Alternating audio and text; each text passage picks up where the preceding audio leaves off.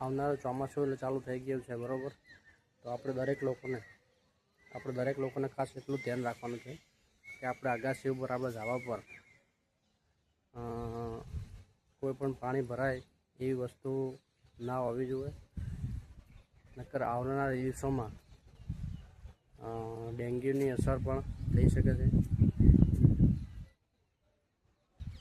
આવનારા દિવસોમાં ડેન્ગ્યુની અસર થઈ શકે છે જો આપણે પાણીનું ટાંકું જે ઉપર હોય અગાસી ઉપર ધાબા પર જો એ ખુલ્લું હશે તો આપણને એમ કે અહીંયા કોઈ વધારે તો ખાલી પાણી જ ભરાવાનું, ચોખ્ખું પાણી જ ભરાવાનું છે, પણ ડેન્ગ્યુ ચોખ્ખા પાણીમાં જ થાય છે વધારે.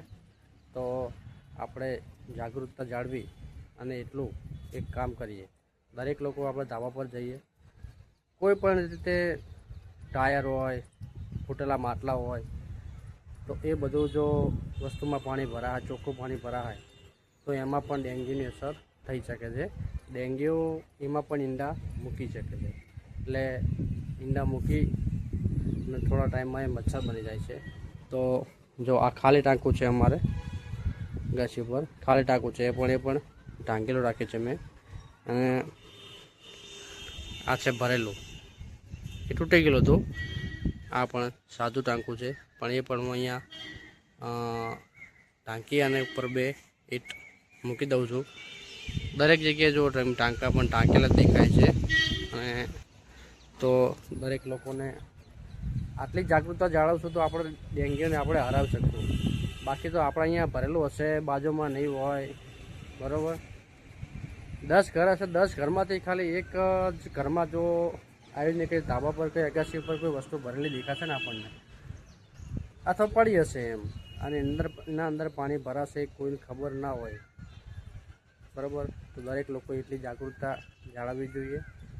હવે ચોમાસું ચાલુ થઈ ગયું છે એટલે દરેક લોકોએ આપણા અગાસી ઉપર દિવસમાં તો નહીં, પણ 2-4 દિવસે કાંટો મારીએ તો આપણને લાગે કે આપણા ધાબા પર, આપણા અગાસી પર કંઈ પાણી તો નથી ભરાતું ને. એટલે ડેન્ગ્યુ વસ્તુ એવી કે ચોખ્ખા પાણીમાં જ થશે. ચોખ્ખું પાણી આપણા અગાસી ઉપર, આપણા ધાબા પર ના ભરાય એ રીતે આપણે જાગૃતતા જાળવવાની છે અને આપણે જાગૃત રહેવાનું છે માટે. એટલે આપણે આવી વસ્તુ ના ભરાય તો આપણને પણ રાહત મળશે, આપણને પણ, આપણા શરીરને પણ કે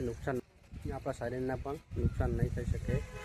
તો દરેક લોકોએ આટલું કામ કરવા વિનંતી.